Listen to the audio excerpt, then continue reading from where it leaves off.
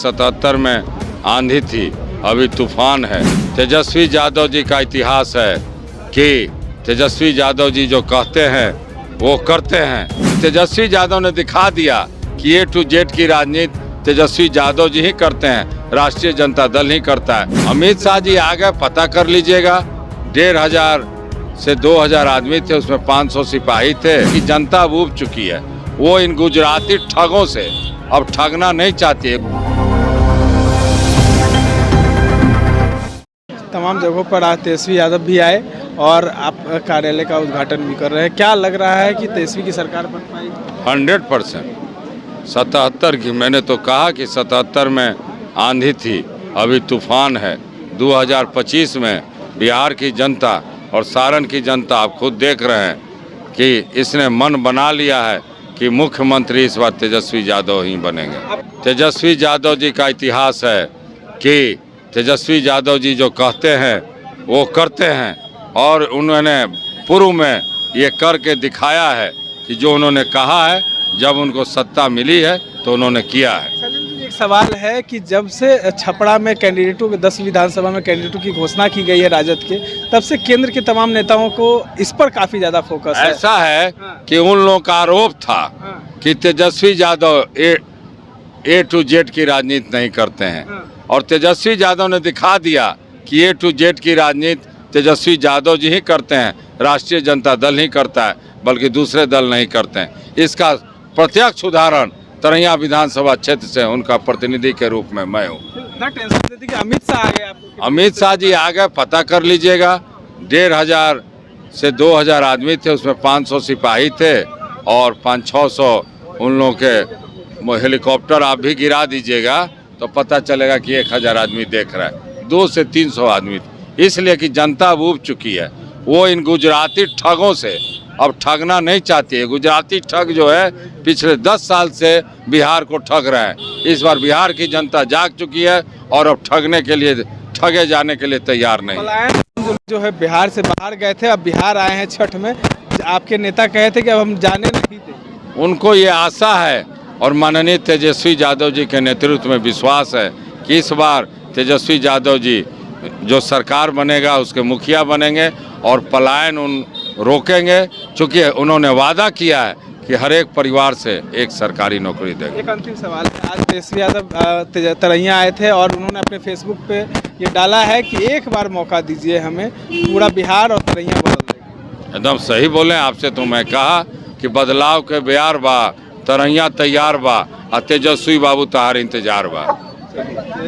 तुम्हारा इंतजार है और तमाम जो लोग हैं जो हैं वो तमाम बिहार में विकास की बयार बहा रहे हैं, और देखना ये होगा कि क्या कुछ निकल कर तैयारियों से आने वाला। राजद नेता भाई वीर बहादुर जी, हमने के गार्जियन आदरणीय चंद्रेश्वर राय जी, युवा राजद महासचिव और मुखिया अजय राय जी, बगल में बैठल हमने के VIP के अध्यक्ष भाई हरेंद्र साहनी जी, आदरणीय रामायण महतो जी, छोट भाई कांग्रेस के वरिष्ठ नेता भाई चुन्नू सिंह जी और हमने के गार्जियन तरैया कार्यालय जेकरा घर में हमने के बाटे, वहाँ के डॉक्टर त्रिलोकीनाथ सिंह जी लालू जी के बहुत पुरान सहयोगी यहाँ के रहल बानी, हमने के गार्जियन भी बानी। रउरा लोग के बीच में हम एक विशेष बात मुखिया अजय राय जी के बारे में कहब कि मुखिया अजय राय जी के पिताजी के बहुत दुखद निधन काल हो गई, लेकिन देखिए वहाँ के अग्नि के समर्पित करके आई महापौर चुनाव के खातिर वहाँ के उतरी अपना छोट भाई के दे देनी। तो ये समर्पण और इनकर त्याग के हम बहुत सम्मान करते और बहुत इनका प्रति आभार व्यक्त करते। सामने खरा मित्र कुंदन जी RSS के नेता हैं, लेकिन बात टूट चुकल बा। सारा जात पात जमात के जे एजान विजय विजय श्री जमात के हुई। विशेष करके हम ये कहे कि चुनो ये बात ठीक कर कि भाई ममहर है, ममहर में बात तो सही बा कि भगना कुछो करेला तो शाबाशी मिलेला। चुनो सिंह के एजन भगनौरा बगल में वो एजन के संबंधिये मिला जुला के जन सब आदमी के संबंध बा।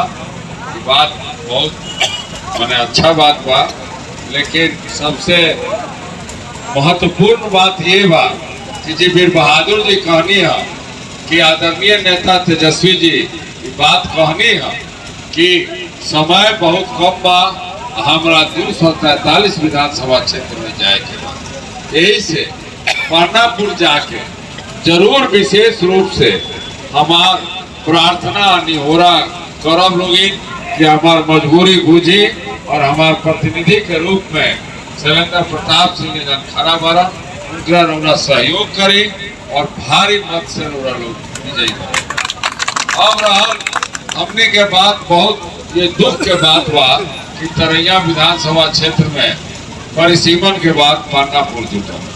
जब हमने के पानापुर घूमत शुरू कैनी सा तो देख के हमने के बहुत आश्चर्य हुए कि पानापुर तीनों प्रखंड में सबसे पिछड़ा प्रखंड बा, भ्रष्टाचार के आलम सबसे ज्यादा बा, एजन शिक्षा व्यवस्था ध्वस्त हो चुकल बा।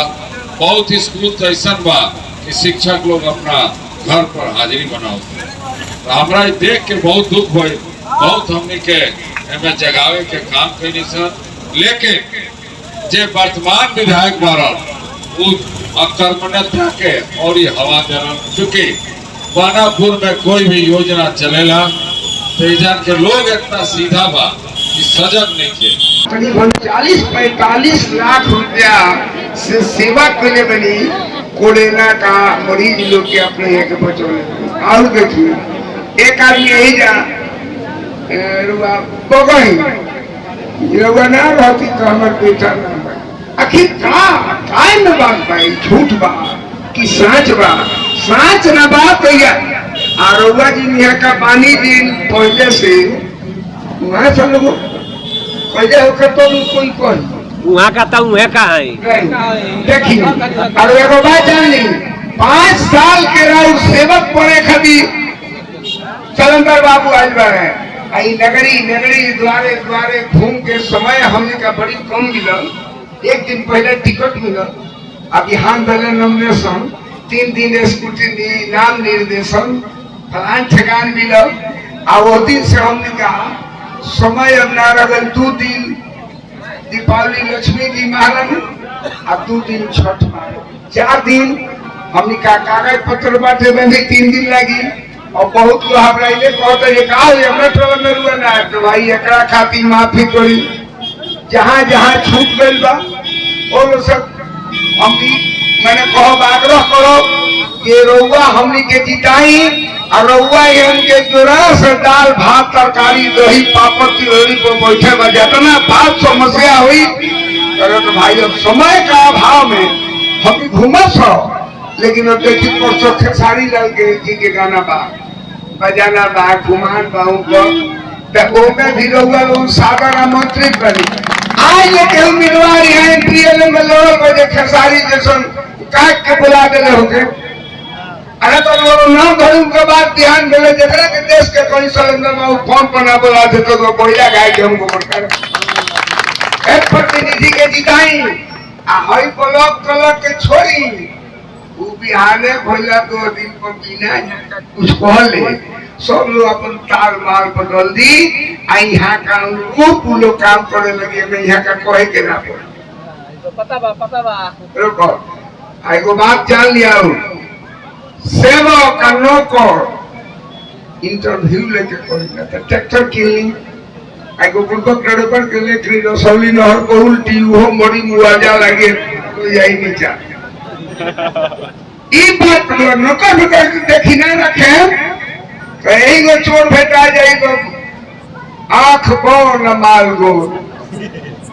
इस परिस्थिति में भाई एक भाई है रोए ना अगल बगल के ये भी लोग बा चाहे ये होके घोड़ा करके समझा के कि बदलाव कई जाओ, नौजवान आदमी के मुख्यमंत्री बनाओ जाओ। ई सरकार गरीब के होई, नौजवान के होई, न्याय के होई, माता बहन के होई। 2500 रुपया महीना दी सरकार, बहुत जल्दी नौजवान के नौकरी दी। चुनाव आयोग को दिए, पेंशन जो 400 और बढ़ा के 1500 मिली। गैस सिलेंडर मिली 500 रुपया में। आई घुसखोरी बंद हुई। एगो और बात जान ली, दीदी लोग जे बा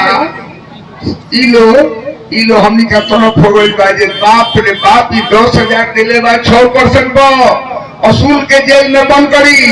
हमनी का ई ठीक बा 30,000 के महीना।